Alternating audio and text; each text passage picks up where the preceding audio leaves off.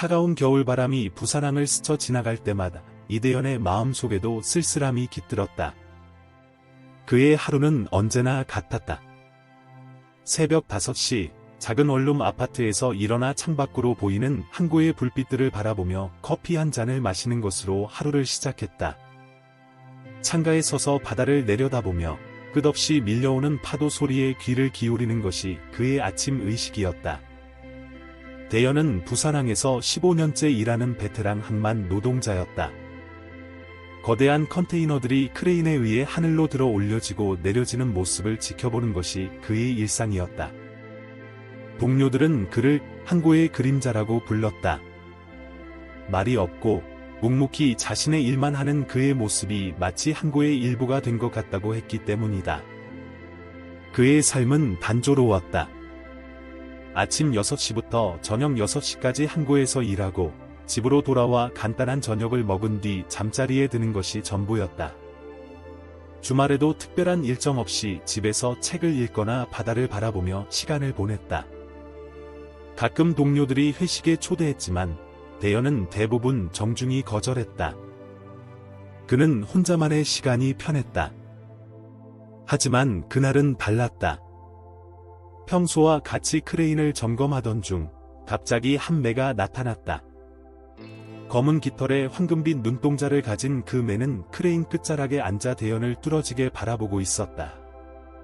대현은 그 매의 부리에 있는 특이한 흉터를 발견했다. 평소라면 그냥 지나쳤을 법한 일이었지만 왠지 그 매의 시선에는 특별한 무언가가 있었다. 주머니에서 점심으로 준비해온 샌드위치를 꺼내 조금 떼어 매에게 건넸다. 처음에는 경계하는 듯했지만 곧 매는 조심스럽게 다가와 그의 손에서 빵을 받아 먹었다. 그 순간 대현은 이상한 느낌을 받았다. 마치 오랫동안 기다려온 누군가를 만난 것 같은 느낌이었다. 그날 이후로 대현의 일상에 작은 변화가 시작되었다. 매일 아침 점심을 준비할 때면 매를 위한 음식도 함께 챙기게 되었다. 처음에는 단순한 호기심이었지만 점차 그 매와의 만남이 하루 중 가장 기다려지는 순간이 되어갔다. 대현은 그 매에게 왕자라는 이름을 지어주었다. 동료들은 이런 대현의 모습을 신기하게 바라보았다. 항상 조용하고 무뚝뚝하던 그가 매와 이야기를 나누고 가끔은 미소를 짓는 모습은 분명 색다른 광경이었다. 어떤 이들은 매와 교감하는 것이 불길하다며 수군거렸지만 대현은 신경 쓰지 않았다. 그에게는 이제 항구에서 자신을 기다리는 특별한 친구가 생긴 것이다. 그렇게 봄이 다가오면서 부산항에는 더 많은 변화의 바람이 불어오기 시작했다. 대현은 아직 알지 못했지만 왕자의 등장은 그의 인생을 완전히 뒤바꿔 놓을 거대한 모험의 시작이었다. 항구의 일상적인 풍경 속에서 운명은 조용히 그만의 이야기를 써내려가고 있었다. 왕자의 등장 이후로 며칠이 지나자 놀라운 일이 벌어지기 시작했다. 처음에는 한두 마리였던 매들이 점점 늘어나 어느새 작은 무리를 이루어 대현을 따라다니기 시작했다. 왕자를 중심으로 모여든 매들은 마치 오랫동안 준비해온 것처럼 질서정연하게 행동했다. 항구 근처를 날아다니며 때로는 대현의 작업을 지켜보고 때로는 하늘 높이 솟아올라 장관을 연출했다. 어느 화창한 봄날 아침, 대현이 매들에게 먹이를 주고 있을 때였다. 갑자기 누군가가 그의 뒤에서 말을 걸었다. 저 매들과 특별한 유대관계가 있으신가 봐요. 뒤돌아보니 중년의 여성이 서 있었다. 단정한 차림새와 손에 들린 카메라가 무슨 연구자처럼 보였다. 한지원이라고 합니다. 한반도 토착 조류 보존 연구를 하고 있어요. 그녀는 자신을 소개하며 미소를 지었다. 하지만 그 미소 뒤에는 깊은 슬픔이 감춰져 있는 듯했다. 이렇게 많은 매들이 한 사람을 따르는 건 매우 특이한 현상이에요.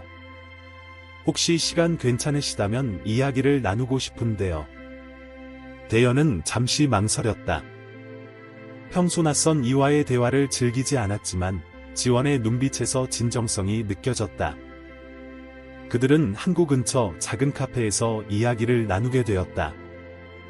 지원은 자신의 남편 민재도 조류 연구자였다고 했다. 그는 바다를 건너는 냉금류의 이동 경로를 추적하다가 배에서 사고를 당했다고 했다. 남편은 매들이 단순한 철새가 아니라고 믿었어요. 그들이 고대 한반도의 해상 루트에 대한 비밀을 간직하고 있다고요. 지원의 목소리에는 그리움이 묻어났다. 특히 부산 근처의 금정산과 동래성에서 자주 매들이 목격됐다고 기록을 남겼어요. 대연은 지원의 이야기를 들으며 자신이 경험한 특이한 일들을 떠올렸다. 왕자와 다른 매들이 보여주는 행동이 단순한 우연이 아닐 수도 있다는 생각이 들었다. 제가 본 매들도 특정한 패턴으로 움직이는 것 같았어요. 마치 무언가를 찾고 있는 것처럼요. 대화가 깊어질수록 지원의 눈빛이 점점 밝아졌다. 그녀는 남편이 남긴 연구 노트들을 대연에게 보여주겠다고 했다. 거기에는 매들의 비행 경로와 고대 항로에 대한 상세한 기록이 있다고 했다. 이상하게 들리실 수도 있지만 지원이 잠시 망설이다 말을 이었다. 당신이 매들과 맺은 유대관계가 우연이 아닐 수도 있어요. 민재는 매들이 특별한 사람들을 선택한다고 믿었거든요. 그 말을 하는 지원의 눈에는 눈물이 맺혔다. 카페를 나와 다시 항구로 돌아오는 길, 대연의 마음은 복잡했다. 하늘에서는 왕자를 비롯한 매들이 여전히 그의 주변을 맴돌고 있었다. 이제 그들의 존재는 단순한 우연이 아닌 더 큰 무언가의 시작처럼 느껴졌다. 그리고 지원과의 만남은 그 미스터리를 풀어갈 수 있는 첫 번째 실마리가 될 것 같다. 어느 아침, 대연은 평소보다 일찍 항구에 도착했다. 안개가 짙게 깔린 이른 새벽, 왕자가 그의 앞에 특이한 물건을 떨어뜨렸다. 노쇠로 만든 작은 메달리온이었다. 시간의 흔적이 깊이 새겨진 그 물건은 이상한 문양이 새겨져 있었다. 대연은 즉시 지원에게 연락했다. 이건 단순한 장신구가 아닌 것 같아요. 지원은 메달리온을 자세히 살펴보며 말했다. 이 문양, 어디서 본 것 같은데. 그녀는 급히 가방에서 남편의 오래된 노트를 꺼내 들었다. 노트 한 페이지에는 비슷한 문양이 스케치되어 있었다. 민재는 이것이 조선시대 항해사들이 사용하던 특별한 표식이라고 기록해 놓았다. 두 사람은 부산대학교 역사학과의 김 교수를 찾아갔다.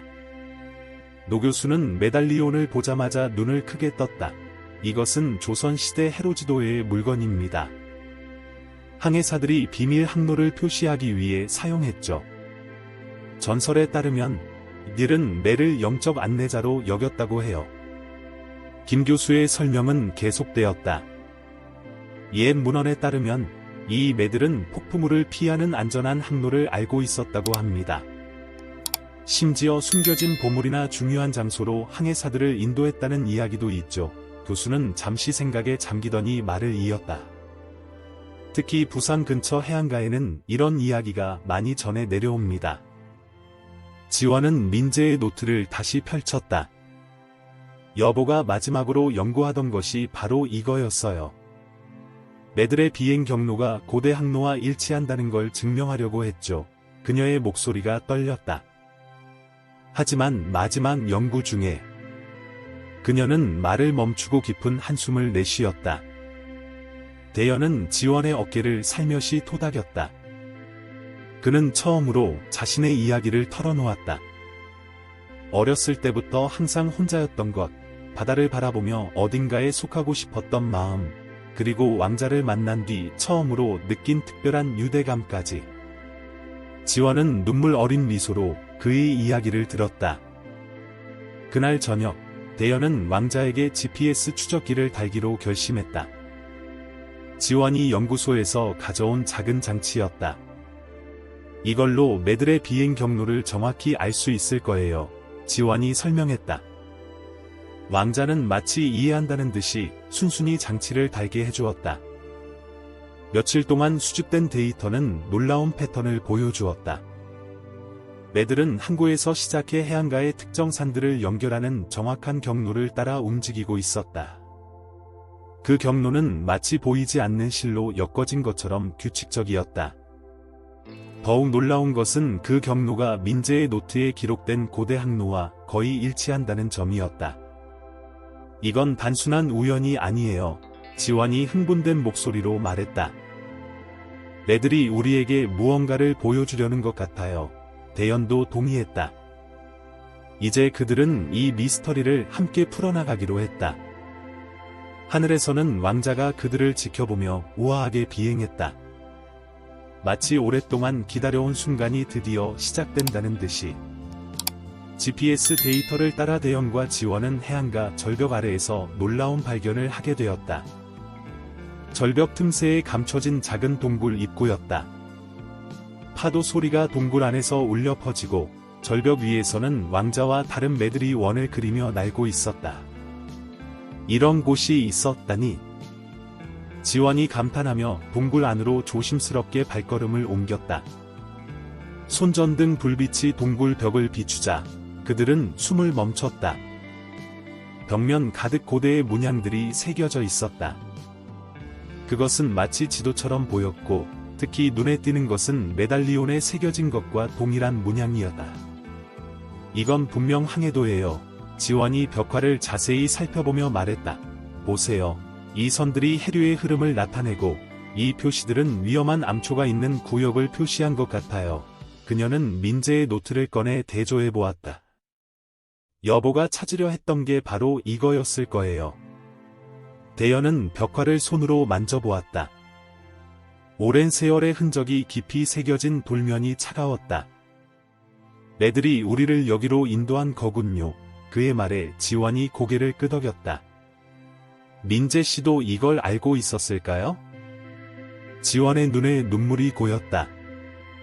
마지막 편지에서 매들이 우리를 진실로 인도할 것이라고 했어요. 당시에는 그 의미를 몰랐는데. 그녀는 잠시 말을 멈추고 깊은 숨을 들이쉬었다. 이제야 이해할 것 같아요. 동굴 안쪽으로 더 들어가자 공간이 넓어졌다. 천장에는 작은 틈이 있어 햇빛이 들어왔고 그 빛이 벽면의 특정 지점을 비추고 있었다. 그곳에는 다른 벽화들과는 다른 더 정교한 그림이 새겨져 있었다. 매를 중심으로 그려진 나침반 모양이었다. 이건 단순한 지도가 아니에요. 지원이 흥분된 목소리로 말했다. 고대 항해사들이 남긴 비밀 항로예요. 이 표시들이 보세요. 조선시대 무역선들이 폭풍을 피해 다닌 경로를 나타내는 거예요. 그녀는 재빨리 사진을 찍기 시작했다. 그때 동굴 밖에서 날카로운 매의 울음소리가 들려왔다. 왕자였다. 대연과 지원이 밖으로 나가보니 하늘이 검은 구름으로 뒤덮이기 시작하고 있었다. 폭풍이 오나 봐요. 대연이 말했다. 우리가 발견한 것처럼 옛날 항해사들도 이런 날씨에 매들의 도움을 받았겠죠. 돌아가는 길에 두 사람은 조용히 걸었다. 각자 자신만의 생각에 잠겨 있었다. 대연은 자신이 항구에서 보낸 수많은 시간들을 떠올렸다. 그동안 이렇게 놀라운 비밀이 바로 눈앞에 있었다는 게 신기했다. 지원은 남편의 연구가 헛되지 않았다는 것에 위로를 받는 듯했다. 이제 어떻게 할까요? 지원이 물었다. 대연은 잠시 생각에 잠겼다. 이 발견이 우리에게 무언가를 말하려는 것 같아요. 우리가 해야 할 일이 있을 거예요. 그의 말에 지원이 미소를 지었다. 하늘에서는 왕자가 그들을 지켜보며 우아하게 활공했다. 마치 다음 단계를 기다리고 있는 것처럼. 발견 이후 며칠이 지나자 항구 주변에서 불만의 목소리가 커지기 시작했다. 어부들은 매들이 물고기 떼를 쫓아내 어획량이 줄었다며 불평했고, 항만 당국은 매들이 작업에 방해가 된다며 우려를 표명했다. 이대연 씨, 이제 그만 매들을 멀리하셨으면 합니다. 항만 관리자가 대연을 불러 엄중히 경고했다. 매들은 아무 해도 끼치지 않습니다. 대연이 항변했지만 관리자는 고개를 저었다. 다른 직원들이 불안해합니다. 게다가 안전 문제도 있어요. 이대로 가다가는 조치를 취할 수밖에 없을 것 같네요. 그의 말에는 해고의 암시가 담겨 있었다. 지원은 매들의 행동 패턴을 연구하며 대연을 지지했다. 이건 단순한 우연이 아니에요. 매들은 우리에게 무언가를 경고하려는 것 같아요. 그녀는 민재의 마지막 연구 노트를 다시 검토하며 말했다.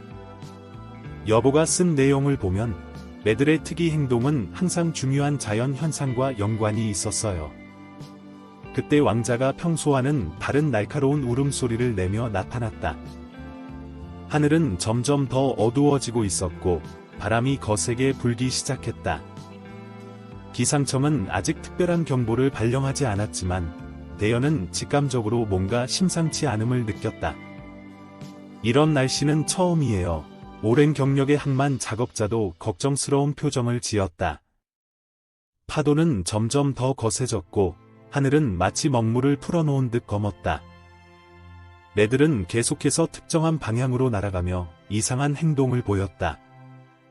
갑자기 비상경보가 울렸다. 예상치 못한 폭풍이 부산항을 강타할 것이라는 예보였다. 모든 작업자들에게 대피 명령이 내려졌다. 하지만 대연은 매들의 행동이 심상치 않다는 것을 느꼈다. 그들은 계속해서 항구 동쪽을 가리키며 날아다녔다. 저기 뭔가 있어요. 지원이 망원경으로 바다를 살피며 외쳤다. 폭풍우 속에서 한 어선이 보였다. 엔진이 고장난 듯 표류하고 있었다. 구조선이 도착하려면 최소 30분은 걸릴 거예요. 항만 관리자가 초조하게 말했다. 대연은 순간적으로 결심을 내렸다. 제가 가보겠습니다. 그는 자신의 소형 보트를 향해 달려갔다. 지원이 그의 팔을 잡았다. 너무 위험해요. 하지만 대연의 눈빛은 확고했다. 매들이 우리를 인도할 거예요. 그들을 믿습니다. 거센 폭풍우 속에서 대연의 작은 보트가 출발했다. 왕자와 다른 매들은 마치 등대처럼 그의 앞길을 밝히며 날았다. 파도가 거세게 치는 가운데 매들은 놀랍도록 정확하게 안전한 경로를 가리켰다. 그들이 인도하는 길을 따라가자 표류하던 어선이 보였다. 이쪽입니다. 대연이 소리쳤다. 어선에는 3명의 어부가 있었다. 그들은 대연의 보트로 옮겨 탔고 다시 매들의 안내를 따라 무사히 항구로 돌아올 수 있었다. 폭풍우는 계속되었지만 모두가 안전하게 귀환한 것이다. 이 사건은 항구 전체에 큰 반향을 일으켰다. 매들에 대한 사람들의 시선이 바뀌기 시작했다. 그들은 더 이상 방해물이 아닌 항구의 수호자로 여겨지기 시작했다. 대연을 바라보는 시선도 달라졌다. 그의 특별한 능력과 매들과의 유대관계는 이제 존경의 대상이 되었다. 폭풍우 사건 이후 부산항은 크게 변화했다. 항만 당국은 대연과 지원의 제안을 받아들여 매들을 위한 특별 구역을 지정했다. 옛 창고를 개조해 만든 이 공간은 부산항 조류보호센터라는 이름을 얻었다.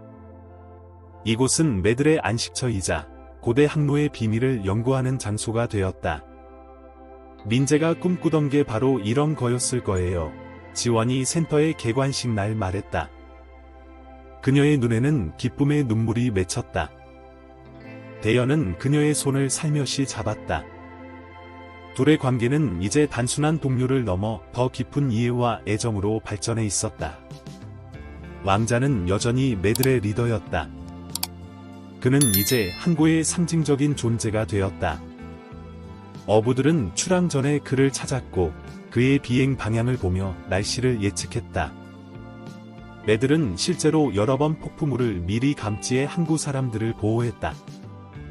대연과 지원은 동굴에서 발견한 고대 항로도를 계속 연구했다. 그들은 현대 해류 데이터와 비교하며 놀라운 사실들을 발견했다. 조상들의 지혜는 현대 과학과 놀랍도록 일치했다.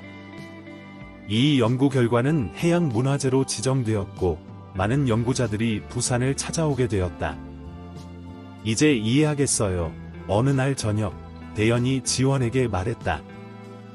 왕자가 처음 나타났을 때 그건 우연이 아니었어요. 그는 우리를 찾고 있었던 거예요. 마치 민재 씨가 남긴 마지막 선물처럼요. 지원은 미소를 지으며 고개를 끄덕였다. 센터는 곧 관광 명소가 되었다. 매일같이 전 세계에서 관광객들이 찾아와 매들의 비행을 구경했다. 어린이들은 특별히 매들에게 매료되었고, 대연은 그들에게 자연과 전통의 중요성을 가르쳤다. 지원은 연구 결과를 바탕으로 교육 프로그램을 만들었다. 우리가 만든 변화를 보세요. 개관 1주년 기념일에 지원이 말했다. 이제 이곳은 단순한 항구가 아니에요. 과거와 현재가 만나는 특별한 장소가 되었어요. 대연은 하늘을 올려다보았다. 왕자가 떠오르는 해를 향해 날아오르고 있었다. 이것은 끝이 아닌 새로운 시작이었다. 매들은 계속해서 새로운 비밀들을 보여주었고, 대연과 지원은 그들의 이야기를 기록했다. 그들의 연구는 한국의 해양 문화와 자연에 대한 이해를 더욱 깊게 만들었다. 사람들은 이제 이렇게 말한다. 부산항에 가면 매들이 들려주는 오래된 이야기를 들을 수 있다고. 그리고 그 이야기 속에는 언제나 대연과 지원, 그리고 잊을 수 없는 왕자가 있다고. 끝. 사랑하는 시청자 여러분, 대연과 지원의 감동적인 이야기는 우리에게 자연과 전통의 소중함을 일깨워 주었습니다. 이런 특별한 이야기를 더 많이 들려드리고 싶습니다. 저희는 매주 새로운 감동적인 이야기로 여러분을 찾아뵙고 있습니다. 구독과 좋아요를 눌러주시면 더 많은 가슴 따뜻한 이야기로 찾아뵙겠습니다. 댓글로 여러분의 생각도 들려주세요. 여러분의 이야기도 저희에게는 소중한 선물이 됩니다. 다음 이야기에서 다시 만나요.